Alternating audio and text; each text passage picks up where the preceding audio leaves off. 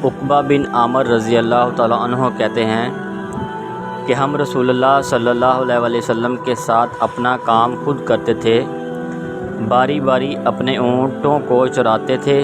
ایک دن اونٹ چرانے کی میری باری آئی، میں انہیں شام کے وقت لے کر چلا تو رسول اللہ صلی اللہ علیہ وسلم کو اس حال میں پایا کہ آپ لوگوں سے خطاب فرما رہے تھے۔ میں نے آپ صلی اللہ علیہ وسلم کو فرماتے ہوئے سنا، تم میں سے جو شخص بھی وضو کرے اور اچھی طرح وضو کرے، پھر کھڑے ہو کر 2 رکعت نماز پوری توجہ اور حضور قلب دل جمی کے ساتھ ادا کرے تو اس نے اپنے اوپر جنت واجب کر لی۔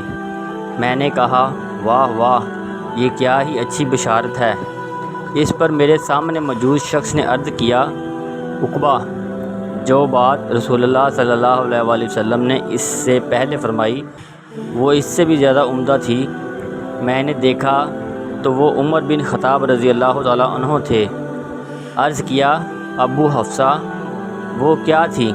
آپ نے کہا، تمہارے آنے سے پہلے ابھی رسول اللہ صلی اللہ علیہ وسلم نے ارشاد فرمایا، تم میں سے جو شخص بھی اچھی طرح وضو کرے، پھر وضو سے فارغ ہونے کے بعد یہ دعا پڑھے، اشہد ان لا الہ الا اللہ وحدہ لا شریک لہ وان محمدا عبدہ ورسولہ۔